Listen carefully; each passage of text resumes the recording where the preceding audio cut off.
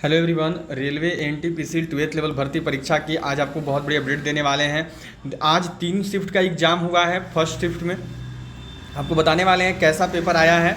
GK ने सभी को बहुत रूल आया है, जीए ने भी सभी का हालत ख़राब करके रख दिया था।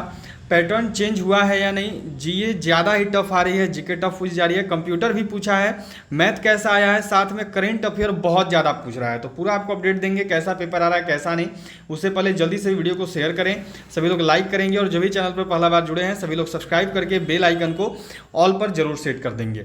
तो देखिए, जो पेपर है वो आज आपका तीनों शिफ्ट का यहाँ पर हो चुका है और तीनों शिफ्ट का रिव्यू जो है अलग अलग स्टूडेंट से आ रहा है। तो क्या रिव्यू है पूरा आपके साथ शेयर करते हैं।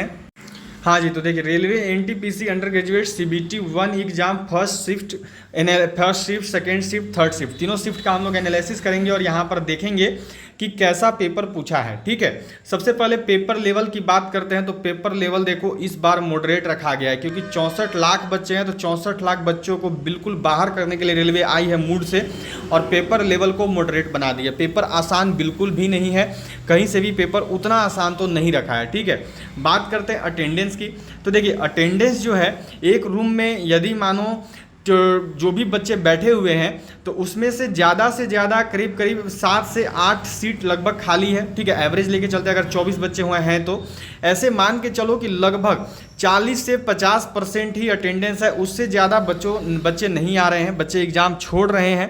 कारण भी देखो सीधी सी है कि इतना ज़्यादा फॉर्म फिलअप किए हैं तो सभी तो आने वाले नहीं हैं। ठीक है, फॉर्म भरने को बच्चे भर देते हैं पर आते नहीं हैं। तो अटेंडेंस मान के चल सकते हो कि आप 40% के आसपास अटेंडेंस है, 40 से 50% के आसपास। ठीक है, बाकी अटेंडेंस के लिए नया अपडेट जल्दी ही आ जाएगा। एनटीपीसी में तो 50% रहा था ग्रेजुएट स्तर में, इसमें भी वही मान के चलो 40 से 50 के बीच में ही रहेंगे। अब अटेम्प्ट की बात करते हैं कि बच्चे अटेम्प्ट कितना ले रहे हैं। तो देखो, अटेम्प्ट करने को तो कोई 100 में 100 करके आ जाएगा, तो उससे तो कट ऑफ डिसाइड नहीं ना हो जाता है। बात है कि अटेम्प्ट कितना कर रहे हैं, उसमें से सही कितना कर रहे हैं। तो इसीलिए अटेम्प्ट की अगर बात करूँ तो एवरेज सही अटेम्प्ट जो जा रहा है बच्चों का वो वही देखो आपका यहाँ पर 55 से लेके 70 के बीच में सही हो रहा है सबका। ठीक है, इससे ज़्यादा सही नहीं हो रहा है। बाकी अटेम्प्ट करने को तो किसी से पूछोगे तो बोलेगा कि मैंने 100 अटेम्प्ट किया, मैंने 90 अटेम्प्ट किया, मैंने 85 अटेम्प्ट किया। तो भैया ये सही थोड़ी ना है आपका। अटेम्प्ट के साथ सही की अगर बात करें तो 55 से 70 के बीच में सही लग रहा है सबको, इससे ज़्यादा नहीं लग रहा है। ठीक है, पैटर्न कैसा आ रहा है। तो पैटर्न जो है वो देखो इस बार चेंज है, जिसमें आपका मैथ एक तरफ है, ठीक है, फिर जीके एक तरफ है और रीजनिंग एक तरफ है। इसको मिक्सअप नहीं किया है, तो रेलवे का आदत है कि पूरा मिक्स करके दे देती है, तो ऐसा नहीं किया है, पैटर्न अलग है।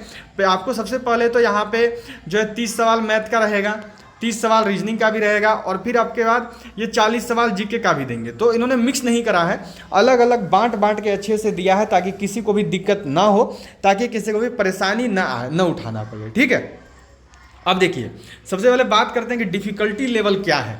तो डिफ़िकल्टी लेवल में पेपर थोड़ा सा तो मॉडरेट टू टफ है, पेपर इजी नहीं है। जैसा हम कह सकते हो कि ग्रेजुएट लेवल में थोड़ा सा इन्होंने कम रखा था, लेकिन अंडर ग्रेजुएट में लेवल को थोड़ा सा ऊंचा कर दिया है, लेवल को थोड़ा सा इन्होंने अंडर ग्रेजुएट में बढ़ा दिया है। अंडर ग्रेजुएट में पेपर का लेवल थोड़ा सा इन्होंने हाई कर रखा है, ये बात तो कहनी पड़ेगी, क्योंकि हाँ पेपर बच्चों को टफ लग रही है। अब इसमें देखो मैथ के पूरे 30 सवाल आए हैं, कोई भी कहीं भी कमी नहीं है। रीजनिंग का भी 30 सवाल आया है और रीजनिंग और जनरल नॉलेज का 40 क्वेश्चन आया है, कम नहीं किया है। मैथ का 30 में 30 दे दिया, रीजनिंग का भी 30 में 30 और जनरल नॉलेज का भी 40 में 40। ऐसा नहीं कि कुछ कम कर दिया, बिल्कुल नहीं, अपना जो इन्होंने बोला था उस हिसाब से इन्होंने यहाँ पे दिया हुआ है। ठीक है, अब देखिए बात करते हैं कि मैथ में किस चैप्टर से सवाल आया। तो मैथ में देखो आपका सबसे पहले नंबर सिस्टम से 1 से 2 क्वेश्चन थे, फिर सिंप्लीफिकेशन ये थोड़ी ज़्यादा थी, 2 से 3 क्वेश्चन, एवरेज से लगभग 2 क्वेश्चन थे, परसेंटेज ज़्यादा आ रही है, 3 से 4 क्वेश्चन परसेंटेज से आ रहा है, रेशियो प्रोपोर्शन से 1 क्वेश्चन, प्रॉफिट लॉस से लगभग 2 से 3 क्वेश्चन, अंकित मूल्य ये सब वाला निकालने के लिए, ज्योमेट्री से भी लगभग 2 क्वेश्चन आया था। ठीक है, फिर मेंजरेशन की बात करें तो मेंजरेशन से भी 1 से 2 क्वेश्चन आया है, ट्रिग्नोमेट्री से 1 क्वेश्चन केवल और टाइम एंड वर्क से भी 1 क्वेश्चन, ये यहाँ पर ये पूछ रहे हैं। ठीक है, अब देखिए सबसे पहले बात करते हैं रीजनिंग का। तो रीजनिंग में आपका देखो पजल से क्वेश्चन आया, सिलोजिज्म इससे 2 से 3 क्वेश्चन आया है, न्यूमेरिकल टाइप जो क्वेश्चन देखते हैं आप सभी, इससे भी 2 क्वेश्चन है, अल्फ़ाबेटिकल का भी 2 से 3 क्वेश्चन रेलवे पूछी है, ब्लड रिलेशन का 2 क्वेश्चन आया, कैलेंडर से 1 क्वेश्चन, डायरेक्शन से भी 1 से 2 क्वेश्चन यहाँ पर रेलवे पूछ रही है, फिर जम्बल्ड वर्ड जो होते हैं इससे 1 क्वेश्चन था, एनालॉजी से 1 से 2 क्वेश्चन था और स्टेटमेंट से 2 क्वेश्चन था।